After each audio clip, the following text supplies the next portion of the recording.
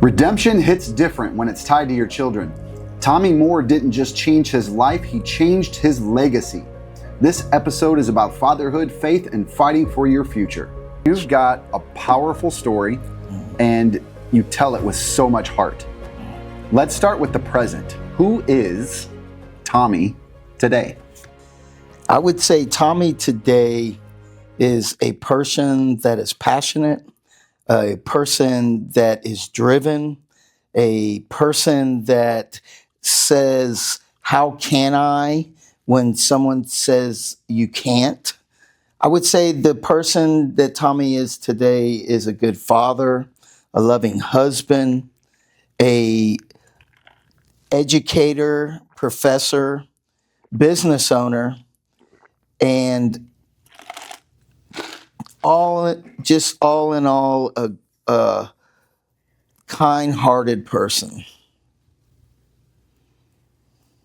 It's probably always been that way, but it's just emphasized to the nth degree in the past few couple of months and years, would you say?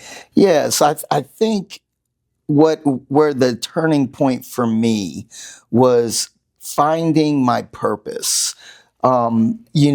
Finding the real reason why I believe I'm here on this earth, and being able to define that in one or two sentences. So for me, it is, I want to give hope to the hopeless by letting people know their past doesn't have to define their future. And a lot of that doesn't have anything to do with incarceration. So if I'm giving somebody on the street a hand up or some food or anything like that, and telling them, hey, your past doesn't have to define your future, I'm living in my purpose. But what better place to give people hope who are hopeless and let them know their past doesn't have to define their future than incarcerated individuals. And so my full days are encompassed inside of correctional facilities, teaching entrepreneurship, business essentials, business education, and more importantly, how to mind shift from that, well, what about me attitude to why not me attitude. Man. So you said, and I talked to Stan a bunch about this too, but you said going back inside, without going into too much detail, how long has it been since you've officially been out? Yes, I got out in 2009. Okay. Yeah, and I started going back into prison in 2021. And how was that? It was horrible. I actually experienced a lot of PTSD. I experienced a lot of physiological symptoms, stomach upset, without getting into the detail, just a lot of negative impact. The thing that really affected me was I walked in to a dorm and I smelt the laundry. And prison laundry is distinct. It smells almost burnt because a lot of times they just let it tumble and tumble. And that smell took me back, and I did a lot of what they call exposure therapy around that. And that exposure therapy, I started correlating good things with prison. So I would go in and say, all the guys shook my hand. When I walked out of the Sally Port, I'd say, I just made $250. Once a week, I'd go get a diet soda because I don't drink sodas and say, it was a great week in prison. And after a little while, my brain started create different neural pathways, and it associated prison as a joyful place for me. And so once that happened, I started enjoying my job, and now I'm in prisons more than officers. I'm in a prison 5 days a week, usually 6 to 7 hours a day. Man. Yeah. Paying it back.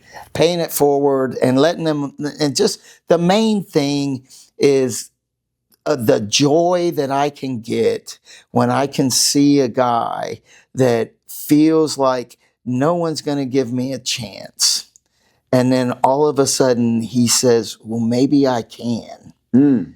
Right. And what was really cool was the other day I was actually challenged while I was teaching.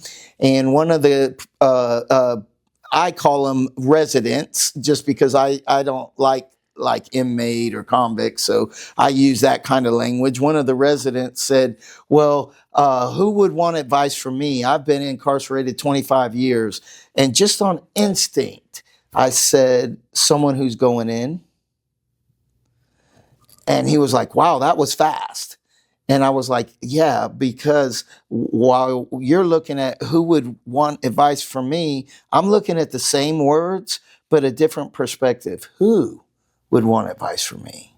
So I can target who does. Mm-hmm. And so oftentimes these same words that come at us, if we can just shift the perspective, someone says you can't, I say, how can I? Instead of saying, oh, why not me? Or instead of saying, what about me? Why not me? It's the same words, but a different viewpoint. And once those viewpoints are inherent and they're embedded and they're not just words coming out of the mouth, real change starts to happen. And I witness that daily. Part of my passion is working for this organization in Nebraska called Rise, where I go into the prisons and teach. And just being affiliated with P2P, being around other formerly incarcerated people that are not accepting this stigma or these barriers, but are saying, great, build me a bigger wall because I'm a strong climber, right? Just being around these types of people elevates all of us. And I think that that's one of the most important things, in my personal opinion, is being able to build a support around me that when I fall, they can pick me up. And when they fall, I can pick them up. And more importantly, when we're both doing well, we can elevate each other higher. So a lot of my encouragement is I did nothing extraordinary. I'm not some superhuman, oh, well, you did that, but not everyone will do that. Everyone can do it. But will everyone do it? I don't know. That's up to them. But I know that there was a point in my life where I said, nothing will stop me from getting this PhD. Mm. And it was at that point that I decided, if I have to ride a bike, if I have to ride a city bus, nothing's going to stop me. If I have to be on probation, all of those, as you'll see in the chapter of the book, were barriers to me. And every one of those barriers were not only overcome, but they were hurdled in degrees. Not only did I attend the college on campus, but I was able to make the dean's list and the honor roll and, eventually change the policy at the University of Central Florida due to my case. So it wasn't just a matter of, because it didn't benefit me. As you read the chapter, you'll see that this doesn't benefit me, but it trailblazed the way for those behind me. And so oftentimes I tell my class, I don't want you to be like me. I want you to be better than me. I want you to surpass me. And so I can just be a part of that. And that's part of my paycheck, is just being a part of elevating those around me. That's what makes you a leader. Well, I wouldn't call myself a leader. I'm calling you a leader. I call myself a servant because I serve the people who I feel are underserved. Absolutely. And I feel that they not only are they underserved, but the talent goes unrecognized and the resources go undistributed, and it makes for a poorer economy. Yeah. And you're leading by example, right? You're not leading from the rear saying, okay, this is what you should go do.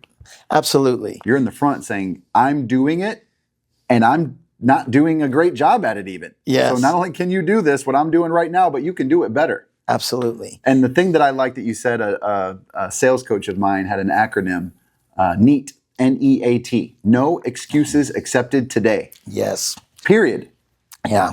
And one of the great, I love that you brought up acronyms, because one of the great acronyms I like is FEAR, which they say is false evidence appearing real. Mm-hmm. And oftentimes I would say, well, what do I fear? You know, is it that I fear failure? Is it that I fear success? Is it that I fear that people won't like me? Is it that I fear I'm not important? Like, what do I fear? Mm-hmm. And I would say for me, most of what I feared was false evidence appearing real. It's all in your head. Yeah. And so once I was able to say, no, that's actually not the evidence. You know, you hear, well, you can't get a degree if you've served time. Well, that's actually not the evidence that's out there. That's the myth, Mm-hmm. but that's false evidence appearing real. We've debunked it. Yeah, yeah, and not only have I debunked it, but there's hundreds of doctors walking around that are formerly incarcerated with double-digit incarceration, not just a year and a day. Mm-hmm. You know, I served almost a decade. So it's just, and the other thing that I want to say is that it's never too late. I went to prison at 29. I got out at 39 with $100 at the gate and a good luck. And so I started my journey at 39 years old with no degree. And by the time I was 49, I had a PhD and had opened and sold several businesses and scaled them up, you know. As you know, you're an entrepreneur yourself, so. That's an amazing story. Thank you. We just met today. Yes. Right? And we were just talking as we were setting this stuff up. And the resume is ridiculous. Yeah. You know? Yeah. And the way that you carry yourself in the world and the way that I hear other people talking about you, it's like, it's not that prison never happened. Yeah. But it obviously does not define you. Absolutely. Nothing about you says, I come from prison, don't talk to me. Yes. Or I spent a decade in prison, I'm not worth anything. Right. Like, not even close. Yeah. Well, thank you. Light years away from it. Yeah, thank you for that. And one of the things that that I kind of take pride in is not. I'm a big proponent that I don't have to talk about who I am or what I am. Just go meet the people who I interact with, and they'll tell you that hopefully when I pass, people will be able to say that he was very authentic, he was very genuine, and his concern and his care was real. Was I able to get everyone out and keep them out? No. But was I able to give some kind of tools to overcome barriers that they'll encounter? Yes. And so, you know, at the end of the day, I have a pretty good success rate. And a lot of times the reason that is because I pick and choose who I work with, and I work with the people that are ready. And you find that in my biography that my dream client are people that have said, I'm really ready to do what it takes. And those are the people that I see find success. Mm. And those are the people I love to work with. So obviously I can't take the credit for the success, but I just went along the ride with them because they were ready anyways. They just needed a little bit of direction. Right. So all I had to do was ask the right questions, let them come with the answers they already have in them, and then guide them through tangible steps to get there, which is what coaching is all about. You just defined it perfectly. Yeah. I rock heavy with it. Yeah. I'm going to quote you from the chapter of the book, if that's all right. Super. Thank you. So you said, I failed my family. Yes. But I didn't quit them. Yeah. And one of the great things about this, I really am glad you mentioned that, because we talk about the Father and the Son, and I have generations of this redemption. And the first one, I'll talk about my father. And, going to prison, not being there, stealing from the family, the decisions made under the influence, which were negative, didn't just affect me, but affected the family. And it took my dad probably 7 years to really believe I had changed. And one of the interesting things was when I got out of prison, I said, I'm going to go from prison to PhD. And I had no idea what subject or what topic. It wasn't like I knew, oh, I'm going in this area. I just wanted to go from prison to PhD. And I wanted to write a book, Prison to PhD, which is, we'll talk later, is how I came in contact with Stan or Dr. Andres. You can see that in the book. But people used to always ask me, why are you pursuing finance? And I didn't have an answer. And they would tell me, people don't give felons second chances, much less managing their money. Like if you're going to go into something in hopes of education over incarceration, not finance. Finance is heavily regulated. You have to disclose everything. You're in the wrong field. And I couldn't tell them why. All I knew is that I loved it. I was passionate about it. I felt my God had drawn me to it. We talk about a little faith. And I had no real tangible, logical reason why I was studying finance. Well, in 2017, my dad called me into the office, into his home office. And now I'd already had an MBA at this point. I was 2 years into my doctorate. Like I'm already well overqualified. But it wasn't till I was 2 years into my doctorate that my dad called me in and he said, will you look at me and your mom's retirement? And I found that they were highly entangled in a lot of high instruments that were very risky and high commissioned. They were entangled with insurance salesmen. And the truth is that they were just literally being taken advantage of in their retirement. They had 7 gray listed in annuities. They had 2 or 3 real estate investment trusts that couldn't be redeemed unless it was redeemed through the company. Just really high risk investments. And God allowed me that opportunity to bring them out of that spider web of entanglement and place them in a well-diversified portfolio at a reputable financial firm. And I remember my dad coming in and saying, son, I believe you're on my team. And I thought, Dad, I've been out of prison 7 years. I've got an MBA. Like, you just now believe I'm on your team? It took my dad 7 years to really come to the belief that I had changed. This whole time he was like, yeah, he's waiting on it. So oftentimes I tell people who get frustrated because they're like, I've been doing right, I've been doing good, and my family isn't, they're not noticing, they don't recognize my change. Don't do it for them. I didn't even know my dad didn't recognize my change because I wasn't doing it for him. I was doing it for me. But that day, I learned why I was in finance. See, finance was never about me managing a bunch of money on Wall Street. Finance was a medium for reconciliation between a father and a son. And I reconciled with my dad through the medium of finance. And so, finance to me is not just my major and my, what I have a degree in, which is financial management, but it was also the pathway that brought redemption to the relationship between me and my father. Man. So it was in your subconscious. You didn't know why. Yeah. But the spirit inside of you said, boy, you got to make up. You got to make up for what you did. Yeah, you got to do it. And another great lesson that I learned, because we're kind of talking about the father son. I'm going to flip it now. When I went to prison, my son was 6 months old.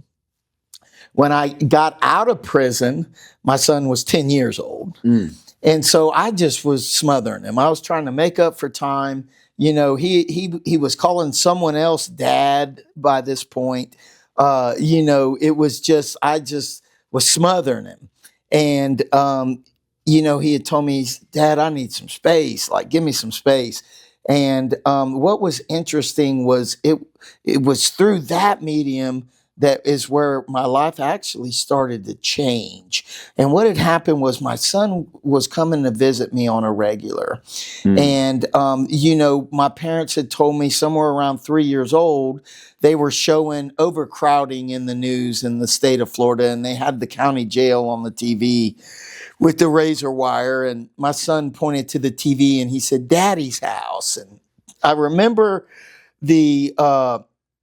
he had come to visit me one time, and the officer said, now, son, I want you to watch your grandpa. And when he said that, my son had already stretched his hands out and was ready to be patted down. And it was at that point that I realized that this kid is growing up inside a prison visiting me. So I told my dad, I said, I don't want you to bring my son anymore. I said, I just, it's too much for him. I don't want him to grow up coming and visiting me in prison.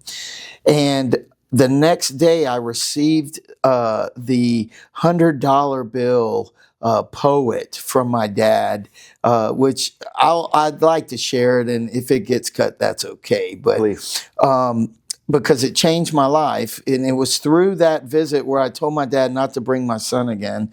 And they said, Moore, you got mail, and mail's big. That's a big deal when you get mail in prison. So I opened this up, and it was a letter, and it said there was a well-known speaker that got up on stage, and he held up $100 bill, and he said, who wants this $100 bill? And hands in the audience went in the air, and he crumbled the $100 bill up and held it in a palm like a fist and says, now who wants it? And hands still went up in the air, and he threw it on the ground, and he stepped on it and twisted it with his foot and picked it up off the ground and says, now who wants it? And hands still went in the air. And he said, this is a valuable lesson. He said, no matter what happened to that $100 bill, beat up, crumbled, stepped on, spit on, it still carried value. And he said, you are valuable to us, your family. We love you, and you will always have your value. And that's kind of shifted in me that, yeah, I'm beat down, I'm stepped on, I'm crumbled, but I'm still a $100 bill. And I still carry the value of a $100 bill. And that's when I started shifting and started saying, you know what? I am going to come out and I am going to turn that $100 bill into $100 million bills. And of course, I'm still a long way off from that, but only 99 away maybe. But the whole point is that, you know, understanding that I had value and being able to correlate that with the fact that that would not have transpired in my life had I not told my dad to stop bringing my son to see me. So there was this redemption on both fronts through different mediums, but changing the course of my thought, which then changed the course of my actions, which then changed the course of my life. Mm.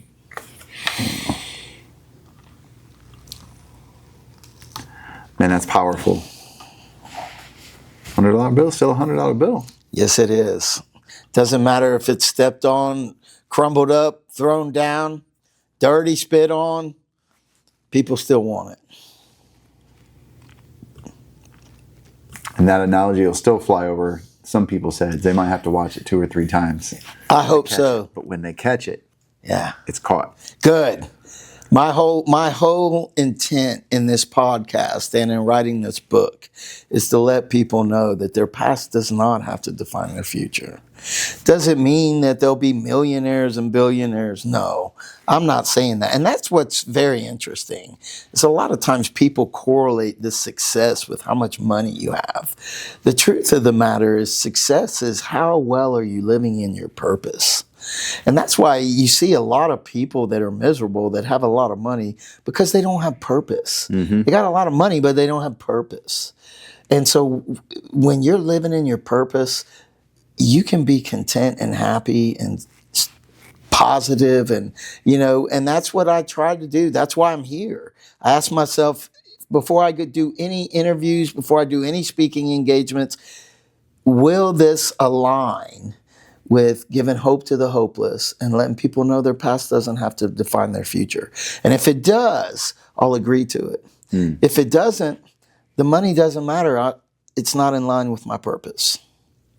And so it just helps me to, and it helps me to teach this because I found that true contentment comes in being in line and aligned with the reason you were created. And so if that takes you a year or two to find out, it's well worth the investment. Absolutely. Absolutely. So you're not just present, you're active, highly active. Absolutely. You lead, you mentor, you speak your truth. Thank you. Tell me about your work with young men. Where do you show up and what do you do to pour into them? Yeah, so thank you. So I teach at adult Nebraska prisons. I teach at a Reception Treatment Center, which is an intake facility, as well as a mental health facility, as well as a supermax. All of those are encompassed in one, set of segregated buildings. I teach entrepreneurship and character development and job readiness as my full-time job there through an organization called Rise.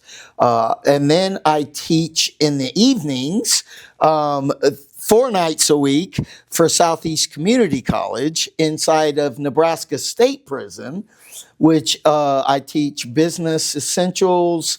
I teach, I'm trying to think, office accounting, and I teach introduction to business in the evenings. And then I do what's called continuing education in all of the prisons in the state, where I meet once a month and bring in guest speakers, and I just facilitate. I don't actually teach, but I bring in guest speakers. And then I work with P2P.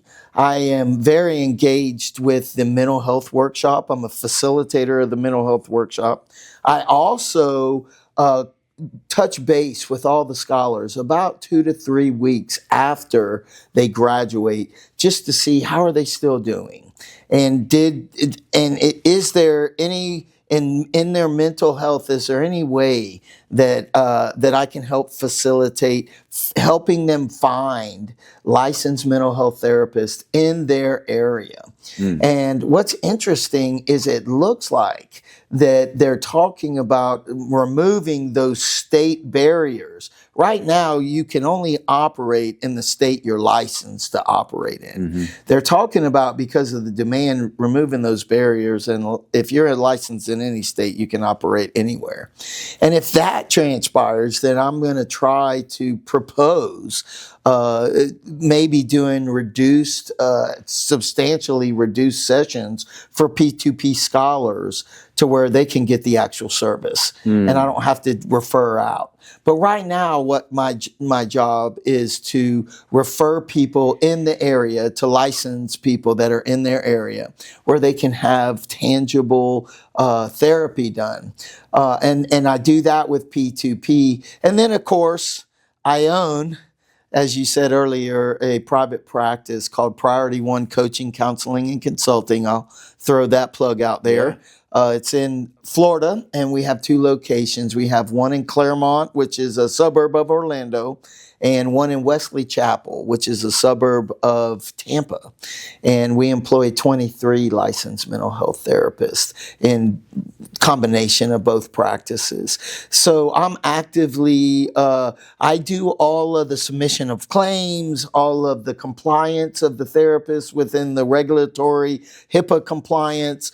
We fall under the behavioral health umbrella, so we are regulated by the medical industry. And so I do all of the things that I can do remotely for the company. And then my business partner does all of the things boots on the ground. He's the executive director and the clinical director of all of the therapists, where I make sure the checks get written and do all the administrative work behind the scenes. So I have my hand in a lot of pots. Diversity of revenue is what we talked about earlier. Yeah, in a big way. Yeah. I'm going to hop, skip, and jump over to the other side of the road here real quick. Super. What role did faith play in your flipping of the coin, as they say? Thank you. So my faith really played a huge role, and it had a mix. It turned early on. Somewhere around 15 years old, I was kicked out of my house because of and this is in the book, so I don't want to spoil it, but I was kicked out of my house because of the things that I was doing that just weren't acceptable. And I was living on the streets at 15 years old of Orlando, Florida. Dangerous place.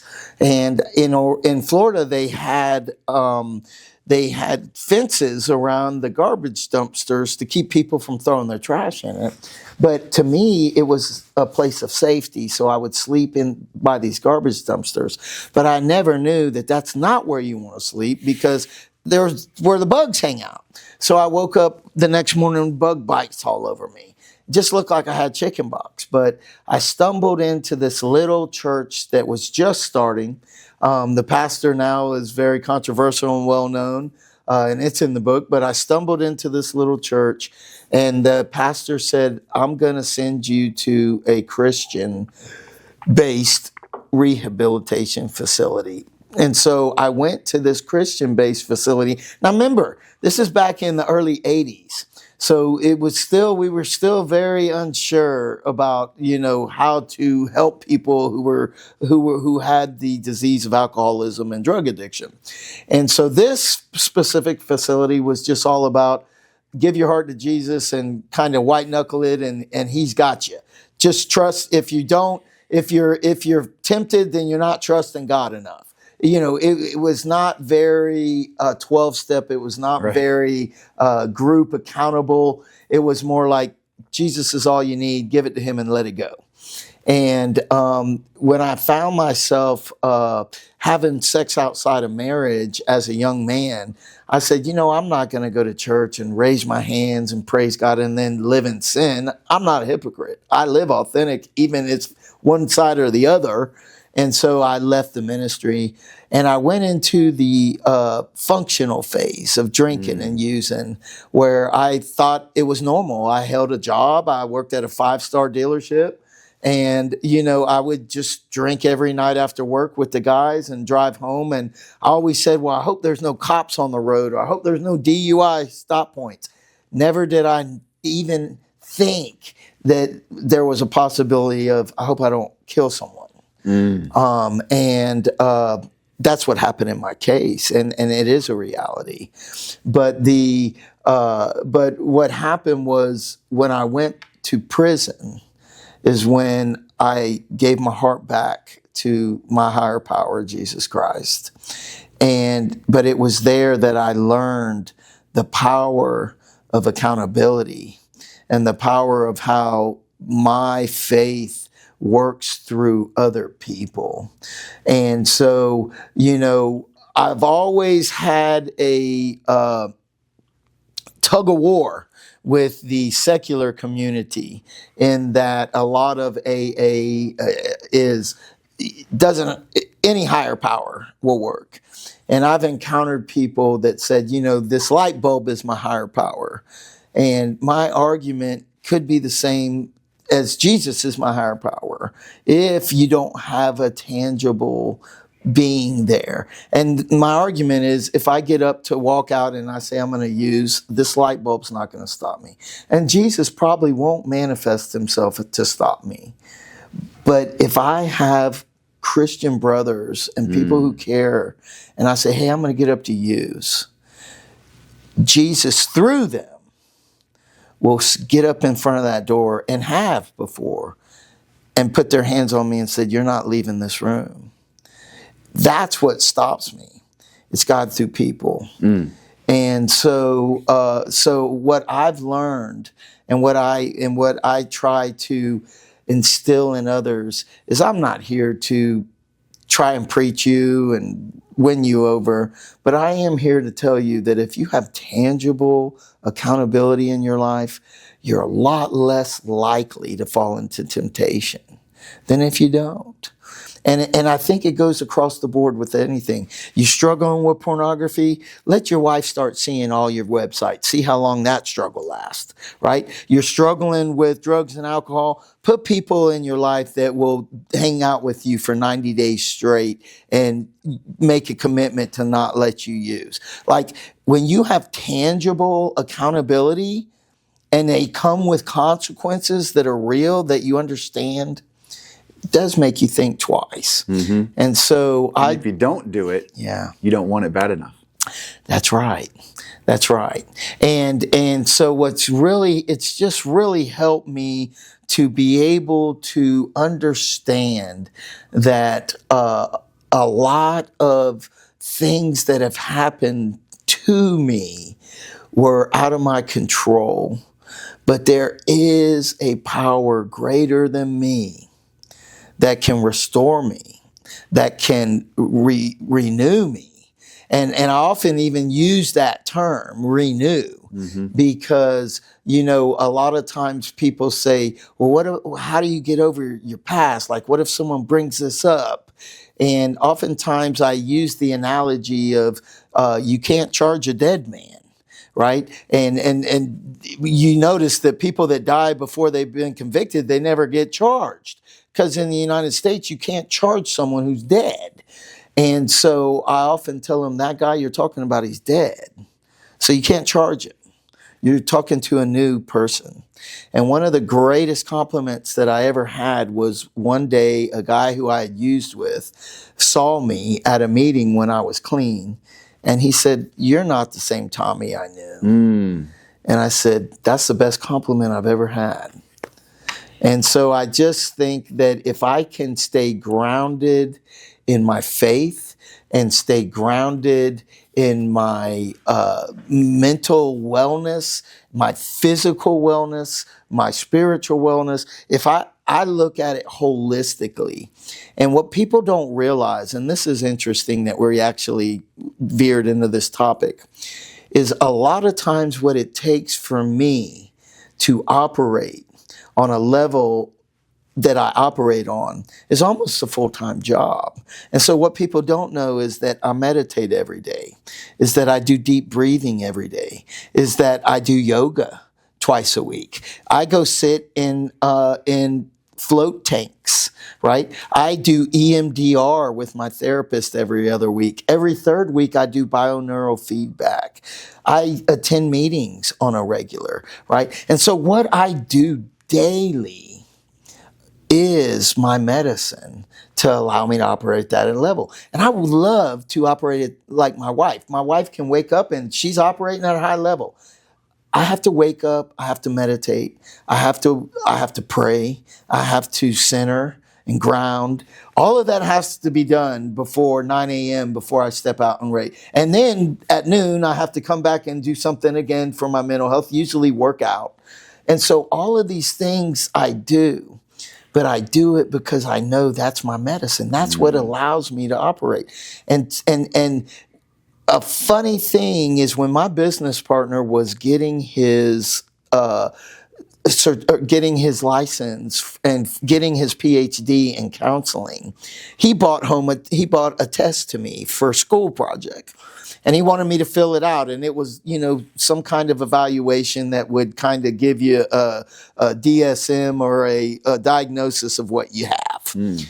And he took it back to the instructor, and the instructor said he couldn't have filled this out right. Like, he has everything. He has PTSD, he has ADD, he has bipolar. Like, he tests positive for everything. You got to take it back. So I took it again. Different day, different situation, different scenario. I tested positive for everything. And so I'm a big advocate that to have those acronyms in front of you. Oh, I have ADD. Oh, I have PTSD. Oh, I'm bipolar, is not an excuse, because I've tested positive for all that, and I still operate at a high level. And so that's twofold. Not only is it not an excuse, but hopefully it can be encouragement that if I've been diagnosed with something, it doesn't mean that I can't operate at a high level. It just means that I have this condition and that I need medicine. And so often, and then I'll shut up. So often, because I'm passionate about this, oftentimes I refer it to, because there's so much stigma around it. And that's why I'm in this field. But oftentimes, I refer it to, if you're diabetic and you take insulin, no one says, why are you taking insulin? You're a diabetic. Well, if I have PTSD and I'm doing EMDR and bioneurofeedback, that's my insulin. Yeah. That's what allows me to operate at this level. So what? I'm diabetic. I can still run 3 miles, right? So what that I've got some kind of mental condition tagged to my name? I can still operate with the best of them. And so I'm passionate about mental health.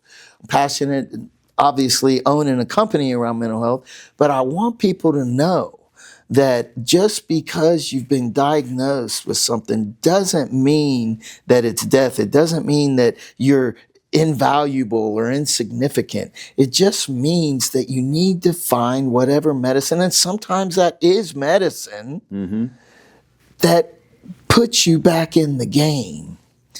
And for me, it's a lot. But you know what? I operate right up there with the rest of them. I just can't wake up and do it off the jump like my wife can. Sure.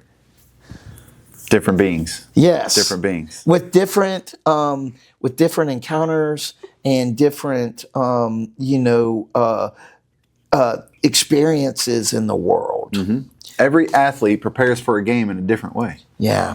And you know what's interesting is I was laughing just the other day because my son got upset because he couldn't bench press 230 pounds, and, it went off each side of him. He got mad. I said, why are you mad? You don't put in the reps. What would make you think you were going to do that? It'd be like me shooting a free throw and then get mad because I missed. I don't put in the reps. Why would I make it? If you want to make it, get out there at the free throw line and shoot the hoop every day. Mm-hmm. Put in the reps, and then you got a reason to be mad when you miss. But if you don't put in the reps, you don't have a reason to be mad when you miss. You didn't put in the reps, bud. Mm. So I tell my students, a lot of them, I'm probably one of the few professors that you can't just show up at my class and pass. I will fail you. And I'll be just fine going to the dean and saying, yeah, they didn't put in the work. So people know they got to put in the work to my class, but they also know when they leave my class, they know the content. And I was walking out of prison the other day, and one of the other professors says, Dr. Tommy, he leaves every day, 20 minutes early. And I said, yeah, I do. I said, I'm not about quantity, I'm about quality. And I said, if you ask any one of my students about any of the content we covered, they'll give it back to you, because that's what I want. I tell my students, I don't care if you get A's or B's. I don't care about the grades. I care that you understand the content and that you can apply it when you walk out. That's the value right there. And speaking of, you mentor fathers. Yes. So let's do this. Give me 3 things, right? 3 things. Yeah. Give me 3 things that every returning dad should do to rebuild connection with their kids. Yeah. So the first thing is be patient. Be patient. You've been out of their lives a while. They're trying to figure out what all this means. You can't force them back into your life. Just be patient would be the first thing. And I'm going to give you the other 2, but I want to expand on that. Because one of the things people don't realize is that you've had 20, 30, most people that are incarcerated, it's in their 30s. Very few are really older. So we're talking about the main population have spent 30-something years in this dysfunction. And they get clean and they just expect everything to be perfect. It took you 30 years to get where you are. And you expect 2 years to be everything's great. And so if you can change that expectation to, I'm going to be patient, and this is a marathon, not a sprint, then that relationship will come. The second thing that I would recommend to fathers is to just love and support. Don't try to fix. Don't try to come out and fix everything that's happened and make up for. One of the big lessons I learned, for a long time, I was trying to do good to make up for what I'd done wrong. But you can't make up for that. It's an impossible goal. So you're constantly let down because you can't make up for what's already happened. So if that is your goal, then you'll never achieve that goal because it's impossible. I can't, no matter what I do, I can't make up for the fact that I took a life. Yeah. Right? But I can support and love. So the second thing I want to say is try not to fix. Try not to come up and say, I'm going to fix this, because we can't fix it. We can only go forward in what we're trying to achieve, and that comes with just love and support. And then the last thing that I would recommend is living and walking the talk. So we can come out and say, I don't want you to do this, and I don't want you to be like me. Well, what do you want me to be like? And so part of the being a good father is walking the talk, is being genuine, is letting your son see that, hey, I'm loving people. Letting your son see that, hey, I'm giving back. Letting your son see your what you're talking. So, those are the 3 biggest things that I would recommend for returning citizens. Be genuine and, walk the talk. Don't come out talking about it. Come out being about it. Let them see your testimony and not hear it. Man, that's huge. That's huge. Yeah, thank you. And it hits home too. I can verify from the other end of it. Yeah. I was a child of an incarcerated parent. Right. My dad was in prison for 27 years. Right. He went in 88 when I was 4. Wow. And came out in 2014. Wow. And once we got over that initial hump of rainbows and unicorns, then we were faced with that, okay, well, what now? And there was a lot of, I want to make up for everything, but it's such a elephant to eat that I don't know where to start. And there's almost that no movement at all. Yeah. And then there was a switch from, we don't need to make up for anything. That's right. Let's just move forward. Let's just live. That's right. And have experiences and just replace the bad memories with good ones. Yeah. And that's such a better way to be. Yeah. I was a grown-ass man. Yeah. I was there at the parole hearing with him. I helped him get out. I helped him with all the job applications and the letters of recommendation and all that fun stuff. But there was that huge burden that I saw and I felt. He was just like, I could never make up for this. What do I do? And that's so we just started doing stuff. Right. And that's the thing. If that's your goal, then be prepared to be let down, because you can't reach it. You can't attain it.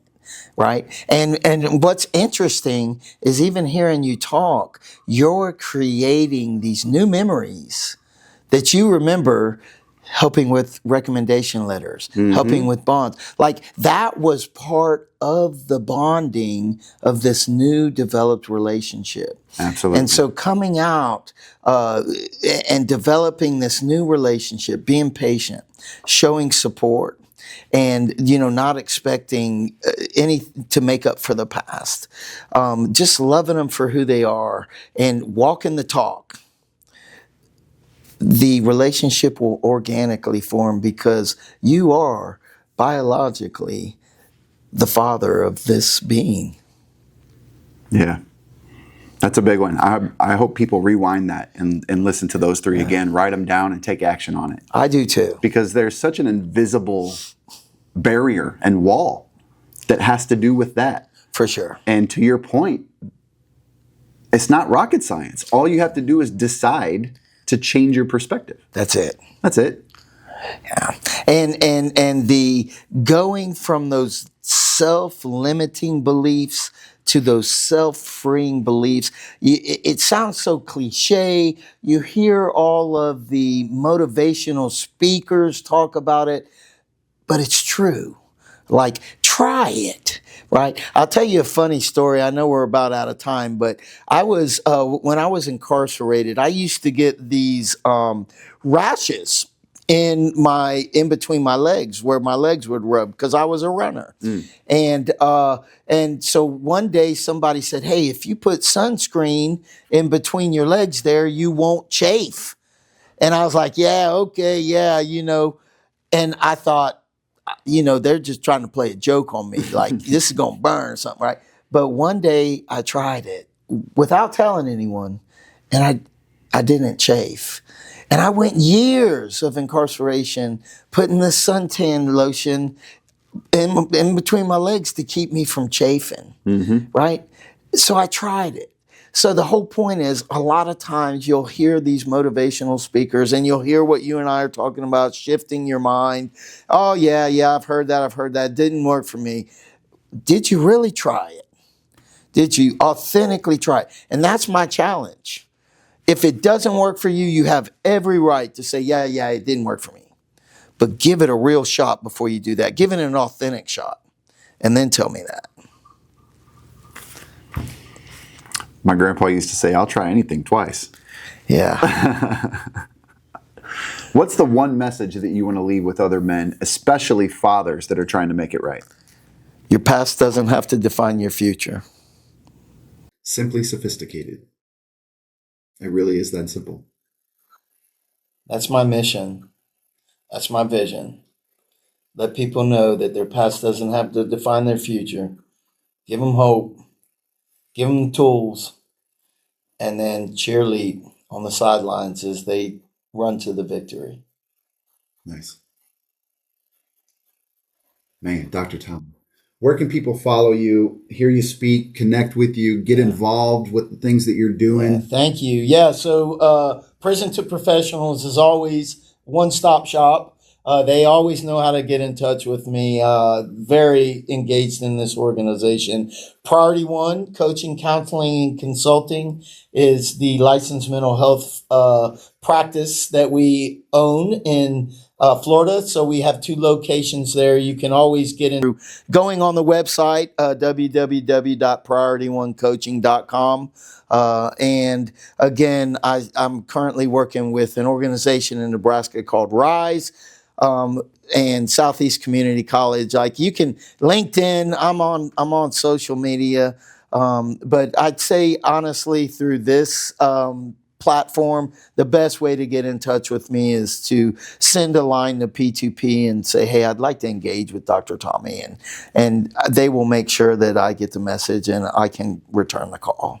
Tommy Moore, ladies and gentlemen, it's been a pleasure. Thank you so much for coming on the podcast. I can't wait for people to see this. I can't wait even more for them to get the book and check out this chapter. I had a sneak peek. It's it's the real deal.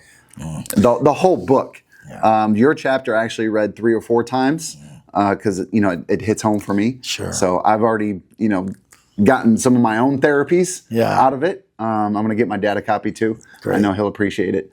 Thank you for coming on. Thank you. Thank you for sharing. It's been an honor for me. It's been more of a joy for me than it has been for you.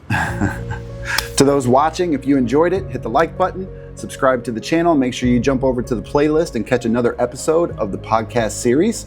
Link to the book that we're talking about is in the description. Make sure you find that, get your pre-order, and enjoy it. We'll see you on the next one.